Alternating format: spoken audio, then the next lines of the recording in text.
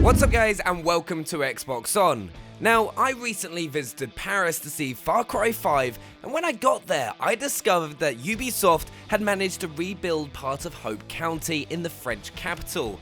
Stepping off a French street and into an all-American diner is a pretty strange experience. I got to eat pancakes and eat a mountain of candy. I even got to ride a mechanical bull. And doing that after the pancake and candy isn't a good idea. But most importantly, I got to play the first few hours of Far Cry 5 and discover the incredible world of Hope County. When you see this place up close, it is going to blow your mind, especially if you're playing in 4K and HDR in the Xbox One X enhanced version of the game. The world is packed with things to do, from teaming up with an attack bear called Cheeseburger to chipping away at the cults you'll be fighting throughout the game.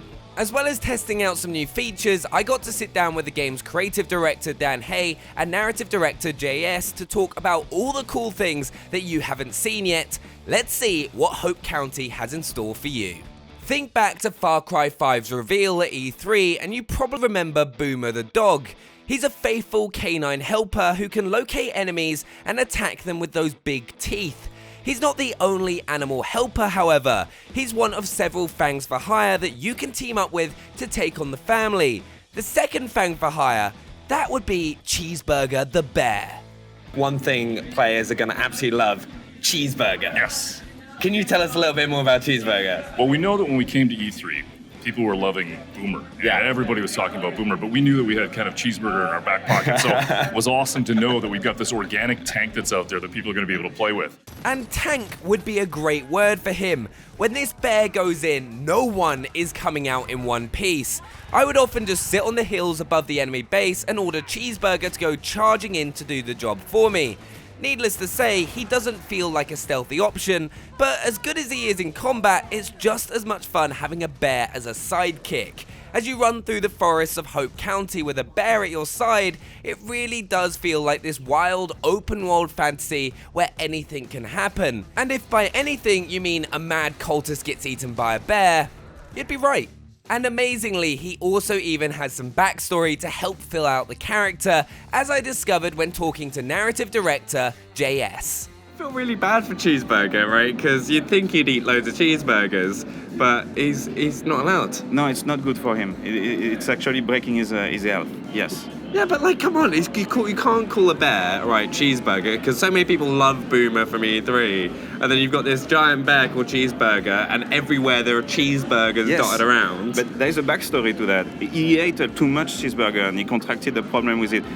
There were a lot of marketing created in Hope County around Cheeseburger. You can go into a park where there's a massive giant statue of him and a massive giant cheeseburger. They were obsessed with it, and then he had too many cheeseburgers. I cannot wait to discover the tragic tale of Cheeseburger the bear, and I'm also intrigued by what Dan told us about the other animal allies. We've got another one that we're still not talking about yet, so there's more out there. You can't say that. You can't watch. I'm going to do it again. It's not the only Fangs for Hire. So what's it going to be? Is it going to be like a giant snake? Is it going to be a bear? Well, we got the bear. What else? I'm just trying to think. What else? A moose. That would be awesome. As a Canadian, that sounds pretty cool. But no, it's not a moose. That's just going to be frustrating. We'll find out soon anyway. As cool as an attack bear is, don't forget the huge range of guns for hire. These are the mad characters of Hope County who each bring a different skill or combat approach to the mix. Talking to Dan, it's really obvious that a lot of effort has gone into making these characters you'll really want to track down. People are really reacting to the idea that we have this huge, rich, diverse cast of characters, and they're all funny, and they all know each other.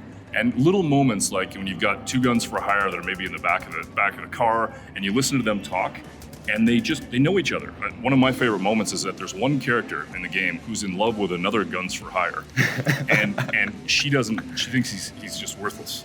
But he writes all this poetry for her, and you just sit back and listen to it, and it's fantastic. And once the love poetry comes to an end, these characters do what they do best. Killing people in an incredible range of ways. Bringing a sniper along will play out very differently to employing an aerial bombing run. And it's intentional. Dan wants you to think of these characters as weapons to deploy. The thing is that we really tried to figure out how to make it so that everything could be a weapon if you use it the way you want to, right? So even from Guns for Hire, thinking about a loadout for each Guns for Hire or Fangs for Hire. One feels like a tank, one's much more intentional. You meet somebody like Jess, and she's got a bow and super stealth. Then you meet somebody like Grace, she's a sniper. You meet Nick, he's got death from above. You have all the weapons you have. Maybe you run into somebody who's got a flamethrower. Yeah. We want to be able to make it so that when you're spinning all these plates, you have a roster of Guns for Hire or Fangs for Hire that you can swap out that complement your weapons and your play style, and you can change it as you go. I've played the game 6 times, and every time I do, I play it differently. Yeah. And you're always swapping out your roster, you're listening to the characters, you got different weapons, and you're having a different experience every single time. As important as your allies are, the thing that really defines the Far Cry series for us are its cast of villains. Every game is built around a crazy personality that you're trying to bring down in a beautiful world. Far Cry 5 introduces a religious cult leader to the mix, and Dan tells us he's unlike anything that you've ever met before. So Far Cry's obviously had some great villains in the past. Who's the main villain in Far Cry 5? So yeah, for sure it's the father. And I think when you think about the pedigree of what we built in the past, the bar is set really high with Voss, and then you look at characters like Peg and Min, and you say to yourself, okay, how do you make these ones different? How do you make it so that each character, each villain is different? And I think in this one, we look back at Voss. Voss was very physical. And then we look at Peg and Min was kind of like that friend that we all have that, if you hang out with him too much, you're going to end up in jail. And this guy, the father, we wanted to actually go and get somebody who didn't know that they were the villain. Yeah. Who actually believed that what they were doing was good. And so it was really interesting to create this magnetic leader and to start to build from the cult and get this feeling of somebody who really believed that the end of times was coming. And the Doomsday cult was something that was really powerful for us. So you meet this guy, he believes the end of the world is coming. Yeah. And what he basically says is, look, I'm going to take you. I'm going to save you, whether you want to be saved or not. And 2-3 weeks after it all happens, you're going to thank me. And that makes it very, very powerful to have a character that doesn't really understand, that's a zealot, that doesn't understand that they're the bad guy. What makes the father even more risky is his insane family. In our hands-on, we push into the territory controlled by Jacob Seed. He's in charge of the cult soldiers, and as part of his operation, he grabs victims and brainwashes them to join his army. A big part of our demo involved invading one of his indoctrination centers and holding off the very angry men who come to take it back. In one really crazy scene, we ended up getting put through the indoctrination process ourselves, and well, you can see that things get pretty crazy. Fighting soldiers in a strange forest cabin reminds us of those loopy drug trip scenes in Far Cry 4, only more sinister. The fact that the family treat all their activities so rationally means you're not just fighting another army of insane mercenaries, but don't let that stop you releasing a bear on them. Another thing that I'm really excited about is the increased role of co-op in Far Cry 5. Here's Dan with his exciting vision of multiplayer mayhem. I think people are going to love the fact that for the first time in Far Cry, you can play the entire game in co-op, and you're going to be able to have an experience where we built the entire for hire system. So you've got Guns for Hire, Fangs for Hire, and Friends for Hire. And what's great is we're watching people jump into the game, they're doing it with their friends, they're having a great time. They can snack on the story if they want, or they can just go off and blow stuff up in co-op and have a great time. I got to try this out with our producer Matt, and we had a great time messing around. We bought a helicopter and attacked enemy compounds from the sky. We chased robbers around a forest on a quad bike, and at one point we found a base jumping point and had a makeshift competition to see who could fly further down the mountain. I wish I could tell you that this is me flying high above the ground, but I was actually dead at this point. What can I say? Wingsuits are dangerous. Now, if you've spent as much time in Far Cry 3 and 4 as I have, you're probably coming to Far Cry 5 expecting to climb some radio towers. It wouldn't be Far Cry without risking your neck in the name of adding some tiny icons to a map. So before I left, I had to ask Dan about why I hadn't seen many towers around Hope County.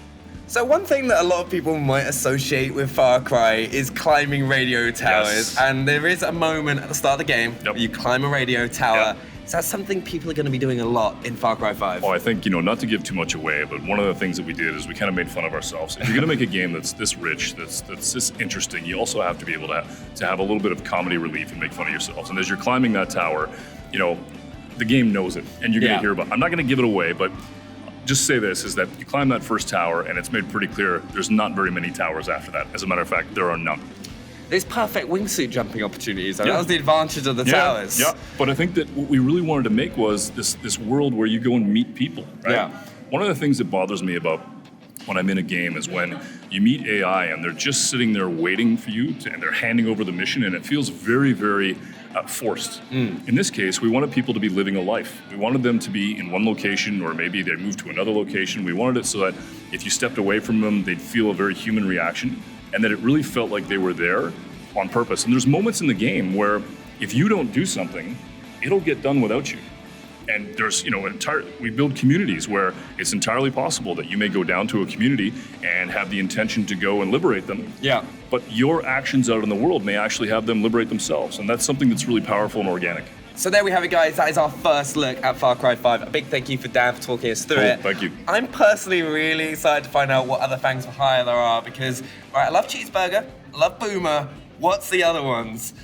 Gonna have to find out sometime soon. Hope you guys enjoyed it. Do make sure to let us know what you think down in the comments below. Subscribe if you're new to the channel, drop a thumbs up, and we'll have more Far Cry 5 right here on Xbox On. See you next time. Bye.